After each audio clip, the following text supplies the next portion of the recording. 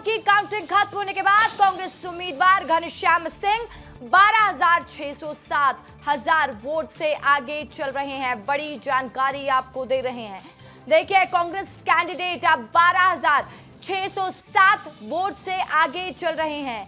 BJP उम्मीदवार आशुतोष तिवारी पीछे चल रहे हैं।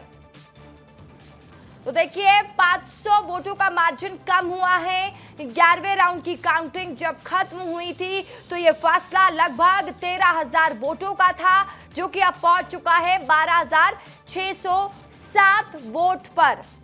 बड़ी जानकारी, खबर आपको दे रहे हैं, तस्वीरें आप तक पहुंचा रहे हैं और इसके राजनीतिक मायने भी समझाने का प्रयास विस्तार न्यूज लगातार कर रहा है। चलिए अनिल का एक बार फिर से रुक कर लेते हैं। अनिल, 12वें राउंड की काउंटिंग खत्म हो चुकी है। अनिल, बिल्कुल, देखिए रस्का 12वें राउंड की जो गणना है वो खत्म हो चुकी है और 12,607 वोटों से कांग्रेस के उम्मीदवार घनश्याम सिंह आगे हैं। लगातार जिस तरीके से देखिए लगातार जो राउंड लगातार जो बढ़ते जा रहे हैं, यानी 12 राउंड हो चुके हैं, 4 राउंड और बचे हैं, लेकिन कांग्रेस का जो आंकड़ा है वो लगातार बढ़ता जा रहा है। लेकिन 4 राउंड में जिस तरीके से देखिए अभी भी बीजेपी ने उम्मीद नहीं छोड़ी है, लेकिन जिस तरीके से कांग्रेस का दावा यही है कि लगातार अब जीत की ओर अग्रसर है, क्योंकि 4 राउंड और 12,000 से अधिक का जो आंकड़ा, तो कहीं ना कहीं कांग्रेस अब लगातार जीत की ओर अग्रसर है रस्का। और यही वजह है कि जिस तरीके से अब 13वें राउंड की जो गणना है वो शुरू हो गई है। कुछ देर बाद 13 राउंड का जो फाइनल आंकड़ा है वो भी आएगा। लेकिन जिस तरीके से देखिए पिछले कई राउंड से लगातार जो कांग्रेस की बढ़त है वो लगातार बढ़ रही है और यही वजह है कि कांग्रेस अभी जिस स्थिति में है वो जीत की ओर आगे बढ़ रही है। बिल्कुल, तो देखिए जानकारी हमारे सहयोगी अनिल दे रहे हैं। 12वें राउंड की काउंटिंग खत्म में 3 और राउंड की काउंटिंग बाकी है, लेकिन जो 11वें से 12वें राउंड की काउंटिंग में थोड़ा अंतर देखने को मिला है। पहले कांग्रेस कैंडिडेट 11वें राउंड की काउंटिंग के बाद लगभग 13,000 वोटों से आगे चल रहे थे, लेकिन अब जब 12वें राउंड की काउंटिंग खत्म हो चुकी है तो ये जो 500 वोटों का आंकड़ा है वो कम हुआ है, मार्जिन कम हुआ है। अब 12,607 वोटों से आगे चल रहे हैं कांग्रेस कैंडिडेट घनश्याम सिंह। चलिए बिहार से बड़ी जानकारी, बिहार का रुख कर लेते हैं। बांकीपुर सीट का क्या अपडेट है आपको बता देती हूँ। 23वें राउंड की गिनती पूरी हो चुकी है। 23वें राउंड की गिनती के बाद प्रशांत किशोर 13,200 वोटों से आगे चल रहे हैं। 13,200 वोटों से आगे चल रहे हैं। बीजेपी प्रत्याशी नीरज सिन्हा दूसरे नंबर पर हैं। तो देखिए, जश्न मनाने की तस्वीरें भी सामने आ चुकी हैं और लगातार कार्यकर्ता जश्न मनाते हुए उत्साहित नजर आ रहे हैं। बांकीपुर सीट पर क्या कहना चाहेंगे मृगेन जी? 23वें राउंड की काउंटिंग खत्म, प्रशांत किशोर अभी भी आगे। देखिए, प्रशांत किशोर का भी मैं देख रहा था हर राउंड के हिसाब से, तो 2 राउंड में सिर्फ वो बीजेपी कैंडिडेट से पीछे हुए हैं, बाकी सभी राउंड में वो आगे रहे। कुल मिलाकर चुनाव के काउंटिंग के पहले चरण से लेकर अभी तक प्रशांत किशोर लगातार आगे चल रहे हैं, लगातार आगे चल रहे हैं। और अभी जो अंतर है, क्योंकि 30 राउंड या 31 राउंड वहाँ गिनती होनी है, उस हिसाब से जो बढ़त है प्रशांत किशोर की वो निर्णायक बढ़त हो चुकी है और ये तय हो गया है कि प्रशांत किशोर जीत जाएंगे अगर कोई बड़ा उलटफेर नहीं हुआ तो। क्योंकि अब जो सीटें हैं, बताया जा रहा है कि अभी शहरी क्षेत्र की सीटें, शहरी क्षेत्र के जो बैलेट थे उनकी गिनती हो गई है, ईवीएम की गिनती हो गई है और अब थोड़ा ग्रामीण एरिया आएगा।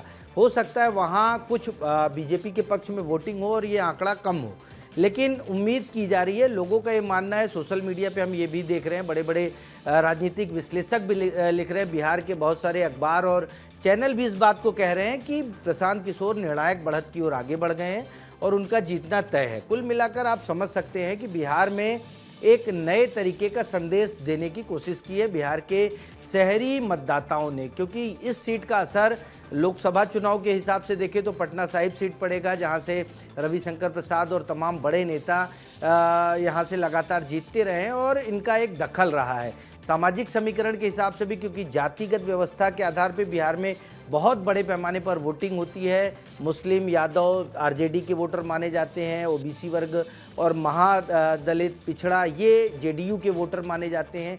बीजेपी का एक अलग समीकरण समीकरण है, बीजेपी लगातार प्रयोग करते रही है और 20 साल में इस बार उनका खुद का मुख्यमंत्री भी बन गया है। ऐसे में जो सामाजिक समीकरण है उसको देखना होगा कि आने वाले समय में इन समीकरणों का क्या रुझान होता है, किस तरीके से, क्योंकि आरजेडी के वोटर मुझे लगता है कि प्रशांत किशोर में शिफ्ट किए हैं, जन स्वराज पार्टी में शिफ्ट किए हैं। तो क्या आने वाले समय में वो वोटर जो है वो जन स्वराज के साथ कंटिन्यू करते हैं या सिर्फ एक उपचुनाव के लिए वो वोटर गया। दूसरा एक महत्वपूर्ण बात, कहीं मैं सोशल मीडिया पर पढ़ भी रहा था, ट्वीट किया है कई लोगों ने कि क्या आरजेडी और प्रशांत किशोर के बीच कोई अघोषित समझौता हुआ है, पैक्ट हुआ है कि इस चुनाव में प्रशांत किशोर को भी लाया जाए, विधानसभा में आए, जिससे एक मजबूत विपक्ष की भूमिका निभाई जा सके, क्योंकि आरजेडी की सीटें बहुत कमज़ोर हुई हैं। कांग्रेस गठबंधन को लेकर खींचतान की स्थिति लगातार बनी हुई है। राहुल गांधी का जिस तरीके से रुख है, आप देखिए उत्तर प्रदेश में भी समाजवादी पार्टी को और कांग्रेस को लेकर एक अलग तरह की चर्चाएं चल रही हैं। तो क्या बिहार में एक नया समीकरण बनेगा, आरजेडी और जन स्वराज एक साथ आकर चुनाव लड़ सकते हैं? ये भविष्य की बातें हैं, लेकिन इसकी शुरुआत कहीं ना कहीं इस चुनाव से देखी जा रही है, क्योंकि कांग्रेस का जो रुख रहा है, कांग्रेस पूरी तरह से प्रशांत किशोर के खिलाफ नजर आई है। आरजेडी के वोटर प्रशांत किशोर में शिफ्ट हुए हैं। इन सब समीकरणों को समझना होगा। इसके बाद बीजेपी की क्या स्ट्रेटेजी रहती है, नीतीश कुमार के बाद जेडीयू का क्या होता है, क्या जेडीयू के विधायक और सांसद अलग रुख अपनाएंगे? ये बड़ा मैसेज है विधानसभा चुनाव के साथ साथ आने वाले 2029 का जो लोकसभा चुनाव होगा उसको लेकर। इन सब के बीच सबसे महत्वपूर्ण बात यह है कि बिहार में एक नया प्रयोग वहां के वोटरों ने किया है, इसको मुझे लगता है कोई इनकार नहीं कर सकता। इस तरह का प्रयोग आमतौर पे बिहार में देखने को नहीं मिला है। बिहार के मतदाता एक सेट फॉर्मेट में जाते हैं। अगर पिछले चुनाव में अगर आरजेडी के सबसे ज़्यादा विधायक थे, तो इस चुनाव में आरजेडी को पूरी तरह एकदम कमज़ोर करके छोड़ दिया।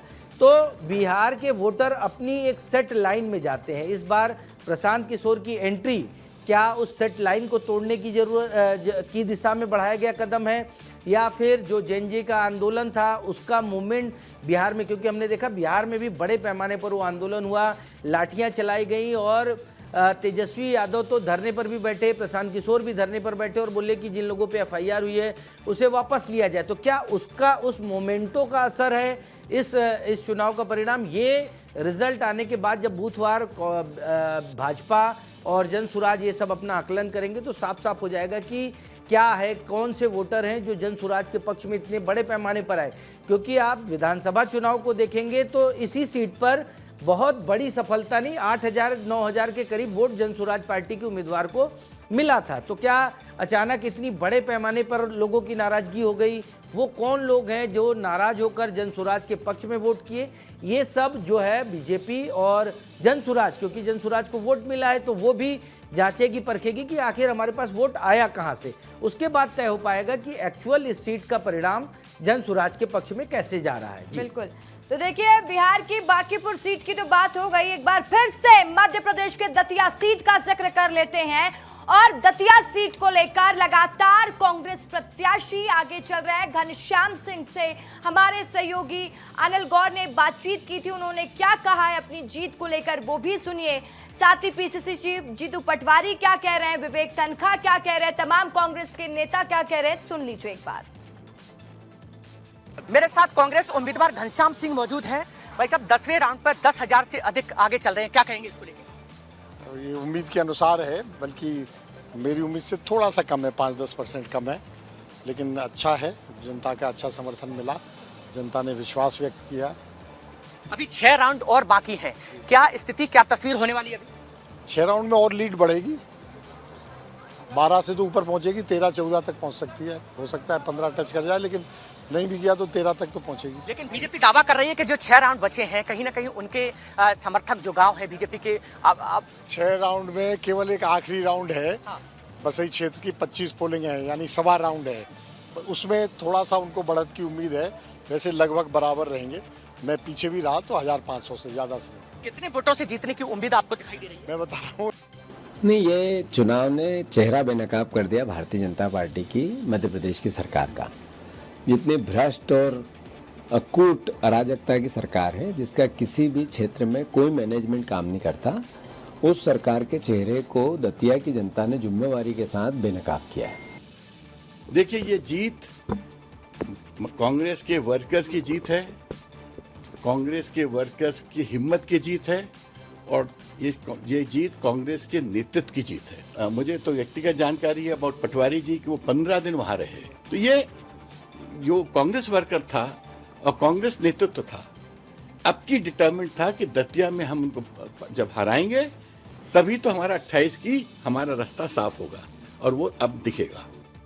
अगले 2 राउंड में ये अनडिफिटेबल बढ़त हो जाएगी, क्योंकि 6000 से ऊपर अभी हो गया है और जितने भी अभी राउंड आना है 2 राउंड, इसमें कांग्रेस बढ़त लेगी। हम पहले से ही कह रहे थे और दतिया की जनता को बधाई देना चाहेंगे कि 2023 में डर ख़त्म किया और 26 में पूरे डर को ख़त्म करके कांटा निकाल दिया और उन्होंने पूरी ताकत से कांग्रेस के लिए और कुंवर घनश्याम सिंह जी के लिए मतदान किया है और निश्चित तौर पर 10,000 से कुछ ज़्यादा वोटों से कुंवर घनश्याम सिंह जीतेंगे।